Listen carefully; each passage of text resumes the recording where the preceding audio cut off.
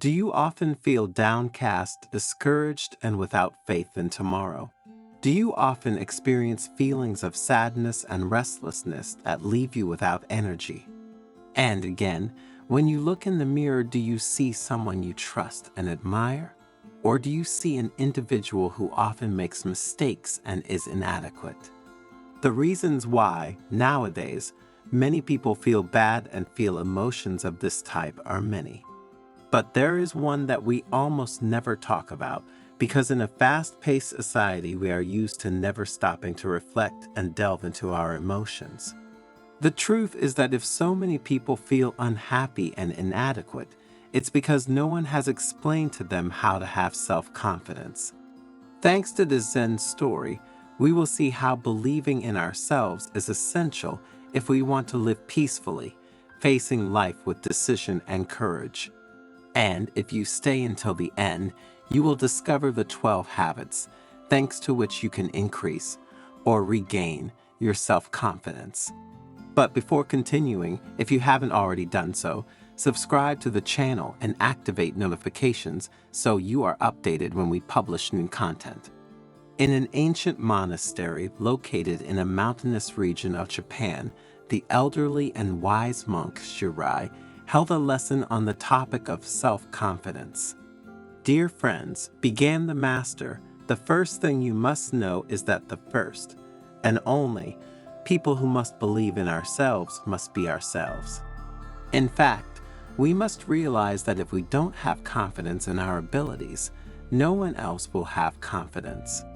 Unfortunately, today we live in a frenetic society and closed to certain topics, in which no one teaches us to love ourselves.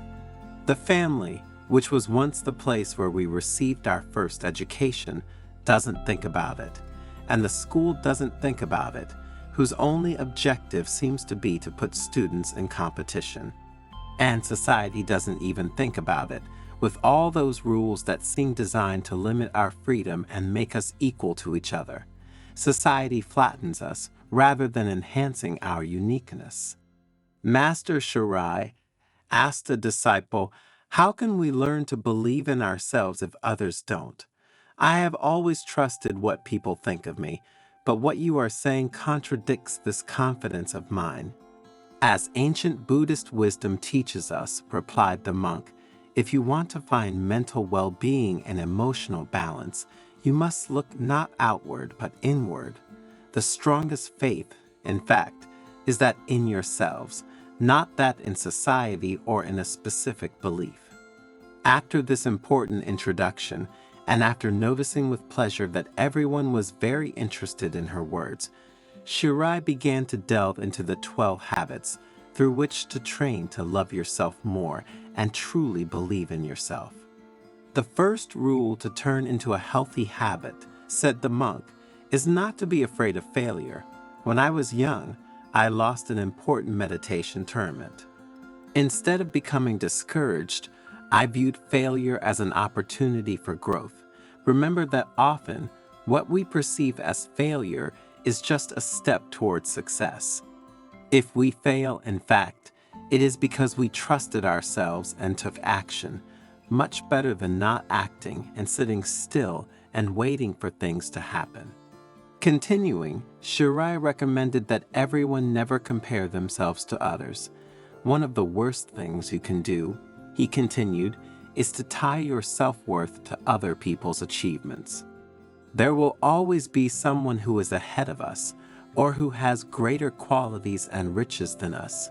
Therefore, if we start from this assumption, we will always emerge defeated. Focus on yourself rather than on others. Think about how to live a satisfying life, how to achieve your goals and realize your desires. Have something to believe in, and you will not think about others. Imagine 2 trees, 1 cherry and 1 apple. Everyone has their own fruit, which is unique. So it is with people. Each individual has different talents, challenges, and paths. Instead of comparing ourselves, let's focus on appreciating our peculiarities." Another thing to do, in the master's wise words, is not to take other people's reactions personally. Imagine walking in a park and smiling at a stranger. Shirai said, "If you don't get a smile in response, it doesn't necessarily mean you did something wrong." People carry the weight of their own emotions and problems. Likewise, you cannot control the reactions of others. Focus on what you can manage, your positive attitude, and your efforts. Finding interesting hobbies to indulge in, Shirai continued, is another healthy habit that strengthens self-confidence. When we cultivate our passions, in fact, we focus our time and energy on something that allows us to feel fulfilled. I remember that when I was young, I decided to dedicate myself to gardening. Thanks to this passion, every time I felt my self-confidence failing, I went to the monastery gardens and found peace thanks to my beloved flowers. And what do you think about this topic? Do you have enough faith in yourself, or are you among those who live without faith in tomorrow? Write it in the comments and let's compare. Another rule that you must make a habit, continued the monk, is to leave your comfort zone. Imagine being on a path surrounded by woods. The uncertainty of what's around the next corner can be scary, but it's also exciting. When you find yourself faced with new opportunities, such as learning a new language or carrying out a new task at work, let go and embrace uncertainty. These moments will make you stronger, expanding your boundaries and improving your self-confidence. While the people present at the lesson were mesmerized by Shirai's words, the wise master continued with the importance of being persistent. "Be tenacious and persevere," he said in a reassuring tone. Think of self-confidence as a building under construction. Even though a masonry may appear solid, it is the result of multiple layers. Don't be discouraged if the results are not immediate. Add one brick a day to your wall of trust, and eventually you will see results. Accepting the emotions we feel is another important step in the journey that can give us greater self-confidence. Think of yourself as if you were seasons, Shirai added. Sadness comes as winter comes, but then it passes and gives way to other feelings as winter is replaced by spring. Remember that accepting emotions without judgment is like embracing the variety of seasons. When you feel sad or frustrated, acknowledge these feelings, deal with them, and let them pass. Your confidence will blossom, just like spring after winter. The eighth healthy habit on which the monk concentrated was that of looking proudly at one's positive results. Keep a diary of your daily successes, big and small. Recognizing and celebrating these achievements will give you a sense of daily accomplishment, nurturing your confidence day after day. Remember, even results that you consider insignificant have enormous value, because they are yours, and they are certainly bigger than those of many others. Another important thing I strongly suggest you do, Shirai continued to the appreciative disciples, is a detailed list of your goals. Imagine you are planning a trip. Identify your goals, such as destinations and things to see, and create a detailed itinerary. Remember that planning gives you a clear vision of the path.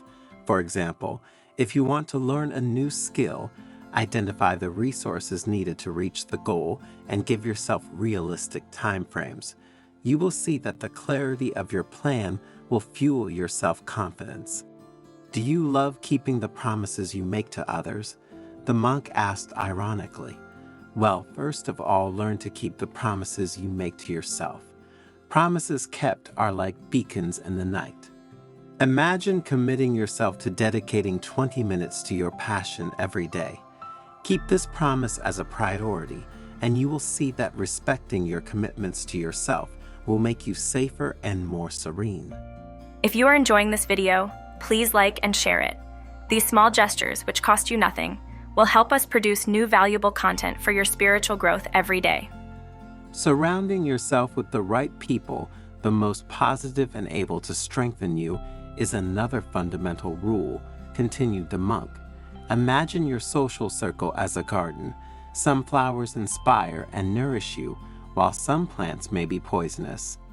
Always cultivate positive relationships. For example, if you notice that someone among those you date is constantly undermining your confidence, it may be time to walk away. Always look for those who transmit positive energy and who are able to support you in your choices and visions of life. Remember that all of us are the result, among other things, of the people we hang out with the most. Do you want to know what the most important thing is? The monk asked with a smile. The one I purposely left for last, he replied. Remember to talk to yourself in a positive way. Have a dialogue with yourself and let your inner voice be soft, understanding, and compassionate. If you are facing a challenge, reflect with yourself with kind, encouraging words. Let go of phrases like "bad things always happen to me," and use encouraging and empowering phrases like "if I put in the effort, there's no reason for it to be bad."